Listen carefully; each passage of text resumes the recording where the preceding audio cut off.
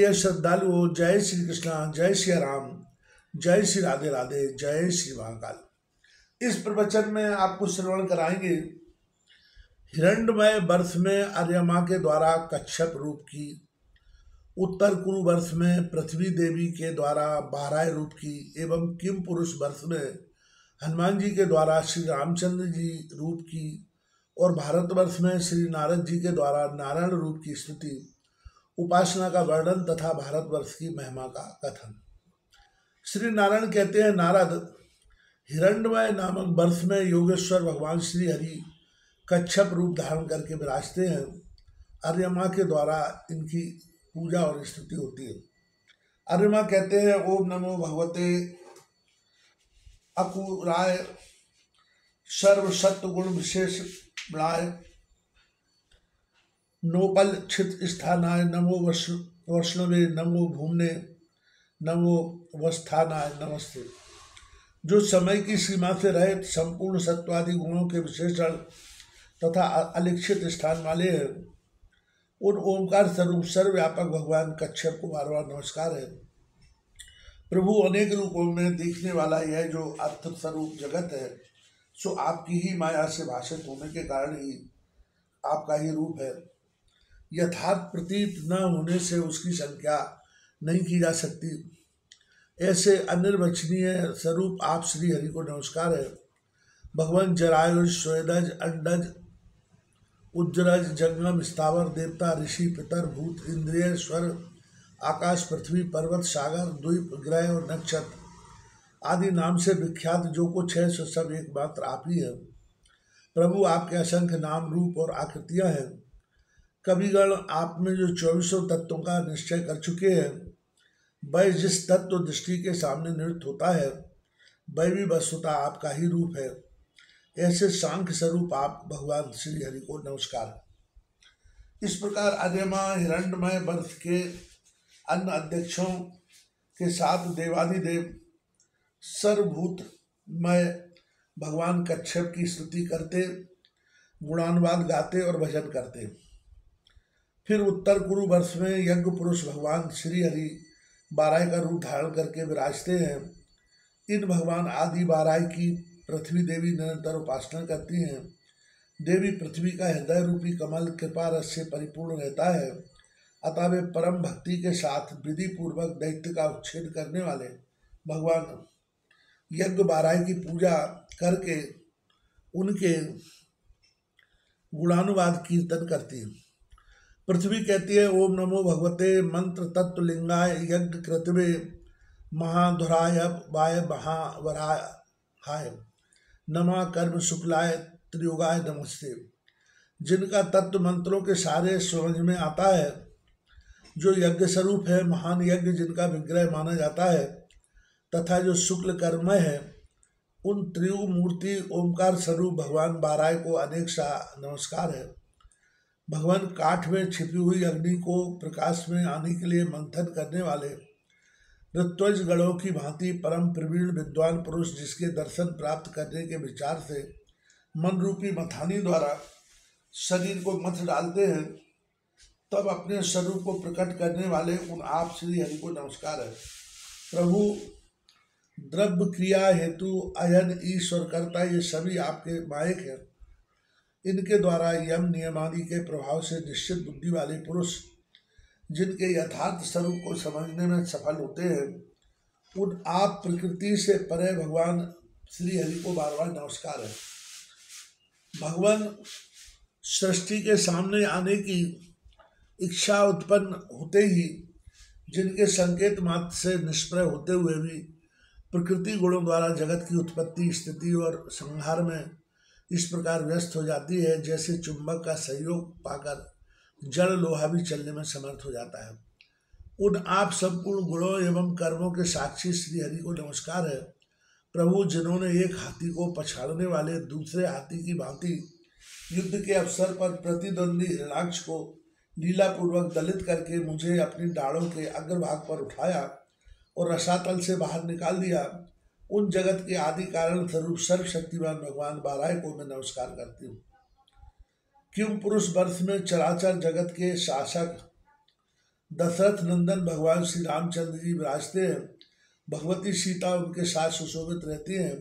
हनुमान जी और आदि पुरुष की स्तुति करते हैं। हनुमान जी कहते हैं ओम नमो भगवते उत्तम श्लोकाय नमः, आर लक्षण शील वृताय नमः, उपशिक्षितात्मे उपासित लोकाय नमः। साधुवाद निकषलाय नमो, ब्रह्मण देवाय महापुरुषाय महाभागाय नमः। ओमकार स्वरूप पवित्र कीर्ति वाले आप भगवान श्री राम को नमस्कार है। श्रेष्ठ पुरुषों के लक्षण शील और व्रत से संपन्न श्री राम को नमस्कार है। परम संयम चित्त वाले तथा लोकाराधन में तत्पर श्री राम को नमस्कार है। साधुता की परीक्षा के लिए कसौटी रूप भगवान श्री राम को नमस्कार है। विप्रो के परम भक्त एवं महान भाग्यशाली आप महापुरुष भगवान श्री राम को नमस्कार है, जो एकमात्र विशुद्ध बोध स्वरूप है, सबके अंतःकरण में विराजते हैं, अपने तेज से गुणों की जागृत एवं आदि अवस्थाओं का निरसन करते हैं, तथा जिनकी मूर्ति परम शांत एवं निर्मल बुद्धि के द्वारा ग्रहण करने योग्य है, जो नाम और रूप से रहित हैं, उन अहंकार शून्य आप भगवान श्री राम की मैं शरण लेता हूँ। भगवान मनुष्य के रूप में आपका अवतार केवल राक्षस वध के निमित्त ही नहीं हुआ, किंतु प्राणियों के सामने सुख दुख आते रहते हैं ऐसी शिक्षा देने के लिए होता है। अन्यथा अपने ही स्वरूप में रमण करने वाले आप परम समर्थ प्रभु को सीता के वियोग में इतने दुख क्यों सहने पड़ते। लक्ष्मण जी के श्रेष्ठ भ्राता भगवान श्री राम निश्चय ही उच्च कुल में जन्म, परम सुंदरता, वाणी की कुशलता, निर्मल बुद्धि तथा उत्तम योनि में जन्म, इनमें से कोई भी गुण आपको प्रसन्न करने का साधन नहीं हो सकता। प्रभु आप आत्मज्ञानी पुरुषों के आत्मा एवं परम सुहृद हैं। त्रिलोकी में अनुरक्त रहने पर भी उसके गुण आप में लिप्त नहीं हो सकते। सीता के लिए दुखी होना तथा लक्ष्मण के वियोग से विवाद प्रकट करना यह आपके लिए कभी संभव नहीं है। फिर भी जगत को शिक्षा देने के लिए तथा प्रेम की महत्ता प्रकट करने के लिए आप यह सब कर रहे हैं। भगवान देवता, दानव, मानव अथवा वानर कोई भी क्यों न हो, उसे चाहिए कि मनुष्य का वेश बनाकर राम रूप से पधारे हुए आप भगवान श्री हरि का भजन करें। उपकारी के थोड़े उपकार को भी आप बहुत मानते हैं। आपके हृदय में इतनी असीम दया है कि परम धाम पधारते समय उत्तर कौशल के निवासियों को भी आप साथ लेते गए। श्री नारायण कहते हैं, नारद इस प्रकार किम पुरुष वर्ष में कपिवर हनुमान सत्य प्रतिज्ञ दृढ़वती तथा कमल पत्र के समान विष्णु नेत्र वाले विशाल, कमल पत्र के समान विशाल नेत्र वाले भगवान श्री राम की स्तुति करते, उनके गुण गाते और विधि पूर्वक भली भांति उनकी पूजा करते हैं। जो पुरुष भगवान श्री राम के इस अद्भुत कथा प्रसंग को सुनता है, उसके संपूर्ण पाप नष्ट हो जाते हैं और वह श्री राम के परम धाम का अधिकारी बन जाता है। श्री नारायण कहते हैं, नारद भारतवर्ष में आदि पुरुष विराजमान रहता हूँ और तुम निरंतर मेरी स्तुति करते हो। नारद जी कहते हैं, ओम नमो भगवते उपशमशीलाय परतात्मात्माय, नमो किंचन वित्ताय ऋषि ऋषभाय, नर नारायणाय परमहंस परम गुरुवे आत्मा रामधिपतये नमो नमः। जो शांत स्वरूप, अहंकार शून्य, निर्धनों के परम धन, ऋषियों में प्रधान, परमहंसों के श्रेष्ठ गुरु तथा आत्मा रामों के अधीश्वर है, उन ओंकार स्वरूप भगवान नारायण को बार बार नमस्कार है, जो जगत की उत्पत्ति के समय कर्ता होने पर भी कर्तृत्वाभिमान से नहीं बंधते, देह में रहते हुए भी दैहिक गुण भूख प्यास से क्षुब्ध नहीं होते तथा दृष्टा होते हुए भी जिनकी दृष्टि दृश्य के गुण दोषों से दूषित नहीं होती, उन परम असंग एवं विशुद्ध साक्षी स्वरूप आप भगवान नारायण को नमस्कार है। योगीराज प्रभु हिरण्यगर्भ ब्रह्मा जी का कथन है कि योग की सफलता यही है कि पुरुष अंत समय में अहंकार शून्य होकर आप निर्गुण ब्रह्म में भक्तिपूर्वक अपना मन लगा दें।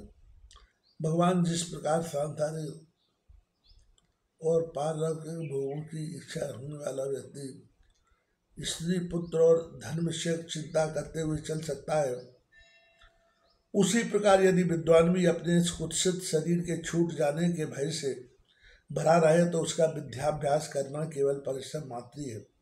अतः इंद्रियों के अधिष्ठाता प्रभु, आप अपने में स्वाभाविक रूप से रहने वाले उस भक्ति योग को मुझे देने की कृपा करें, जिसके सहारे में माया रचित अत्यंत सुदृढ़ ममता एवं अहंकार को तुरंत काट सकूं।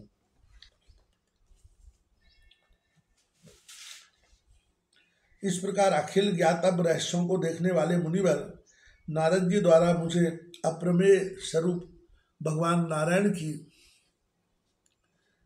सदा स्तुति होती रहती है।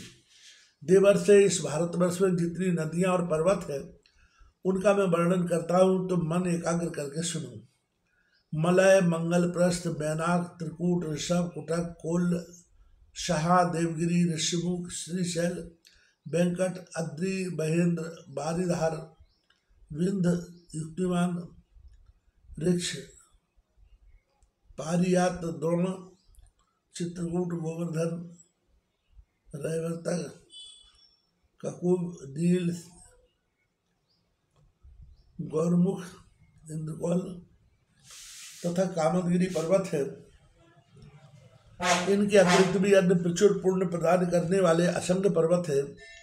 इनसे निकली हुई सैकड़ों या हजारों नदियां हैं, जिनके जल पीने, स्नान करने, देखने अथवा नाम का उच्चारण करने से ही प्राणियों के तीनों प्रकार के पाप नष्ट हो जाते हैं। इनके नाम हैं ताम्रपर्णी, चंद्रवशा, कृतमाला, बटोत्का, बयासी, कावेरी, बेड़ा, पैश्विनी, तुंगभद्रा, कृष्णबेड़ा, सरकरा, वर्तका, गोदावरी, भीमरथी,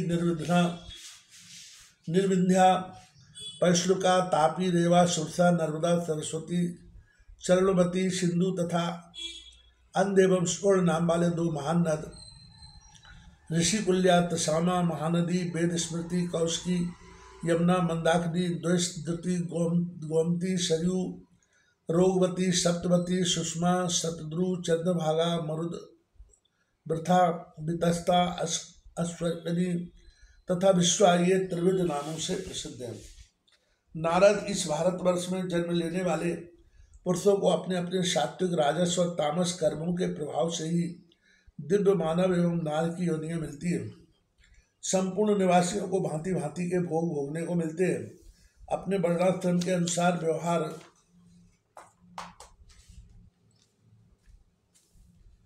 करने पर भारतवासियों को मोक्ष तक मिल जाने की बात बिल्कुल स्पष्ट है। इस मोक्ष रूपी परम कार्य की सिद्धि के साधन होने के कारण ही इस भारतवर्ष को इतना गौरव प्राप्त हुआ है। स्वर्ग के निवासी वेदवादी मुनिगण इस विषय में अपना उद्गार प्रकट करते हैं। उनका कथन है, अहो इन प्राणियों में कौन ऐसा उत्तम कार्य किया है अथवा भगवान श्री हरि की स्वयं इनकी कृपा हो गई है, जिसके फलस्वरूप भारतवर्ष में मनुष्य के घर व जन्म प्राप्त हुआ, जिसमें रहकर ये भगवान मुकुंद की सदा सेवा करते रहते हैं। हमें भी ऐसा ही अवसर मिलना चाहिए। हमने महान कठोर यज्ञ, तप, व्रत और दान के प्रभाव से सुंदर स्वर्ग पर अधिकार प्राप्त कर लिया, तो उससे क्या प्रयोजन सिद्ध हुआ, जबकि भगवान नारायण के चरण कमलों की हमें स्मृति तक नहीं रही। यहाँ इंद्रियों के लिए एक से उत्तम सुखदायी विषय है, जिनके भोग से हमारी विवेक शक्ति ही छिन गई है। जहाँ रहने वालों की आयु एक कल्प होती है, परंतु पुनः जन्म लेना पड़ता है। उसकी अपेक्षा भारतवर्ष में थोड़ी आयु लेकर जन्म लेने को ही हम श्रेष्ठ मानते हैं, क्योंकि विद्वान पुरुष मानव शरीर से किए हुए कर्म भगवान श्री हरि को समर्पण करके उनके निर्भय पद के परम अधिकारी बन जाते हैं। जहाँ भगवान श्री हरि के अमृतमय गुणानुवाद की सुधा सरिता नहीं प्रवाहित होती, जहाँ के निवासी परोपकार तथा भगवत भक्त नहीं होते, वहाँ श्रेष्ठ यज्ञ नहीं किए जाने श्रेष्ठ यज्ञ नहीं किए जाते। यह महान महोत्सव नहीं मनाए जाते। वह ब्रह्मा का लोक ही क्यों न हो, परंतु वहाँ रहना उचित नहीं है। मानव यानी उत्तम ज्ञान, क्रिया और द्रव्यवादी विविध सामग्रियों से संपन्न है। भारतवर्ष में ऐसी योनि प्राप्त करके जो प्राणी मुक्त होने का प्रयत्न नहीं करते, वे तो फिर जंगली पक्षियों की भांति बंधन में ही पड़ना चाहते हैं। सचमुच भारतवर्षी बड़े भाग्यशाली हैं। अतएव जब वे यज्ञ में अपने विभिन्न इष्ट देवताओं का भक्तिपूर्वक मंत्रों द्वारा आवाहन करके उन्हें पृथक पृथक भाग अर्पण करते हैं, तब उनके उस कार्य से एकमात्र स्वयं पूर्ण ब्रह्म परमेश्वर ही प्रसन्न होकर उन भागों को ग्रहण करते हैं। यह सर्वथा सत्य है कि मांगने पर भगवान मनुष्यों को अविष्ट पदार्थ दे देते हैं, परंतु उनकी वह वास्तविक देन नहीं है, क्योंकि उस पदार्थ के मिल जाने पर भी कामना का अभाव नहीं होता। भगवान श्री हरि के चरण कमल संपूर्ण इच्छाओं को शांत कर देते हैं। निष्काम भाव से भजन करने वाले पुरुष स्वयं श्री हरि की कृपा से उन्हीं चरण कमलों को पाकर सदा के लिए पूर्ण काम हो जाते हैं। अतः जिन पूर्व जन्मकृत यज्ञ, प्रवचन एवं कर्मों के फलस्वरूप हमें इस समय जो स्वर्ग का सुख प्राप्त है, वह इन कर्मों के फल भोग का यदि कुछ भी अंश शेष हो तो उसके प्रभाव से हम इस भारतवर्ष में भगवत चिंतन करने वाला मानव जन्म प्राप्त करें, क्योंकि इस वर्ष में हरि अपने भक्तों का परम कल्याण देते हैं। सप्तद्वीप में अन्य 8 उपद्वीप प्रसिद्ध है। भगवत मार्गों का अन्वेषण करने वाले समुद्रों ने उपद्वीपों की कल्पना की है। उनके नाम है स्वर्णप्रस्थ, चंद्रसुक्त, आवर्तक, रमणक, मंदर, हरिण, पांचजन, सिंहल और लंका।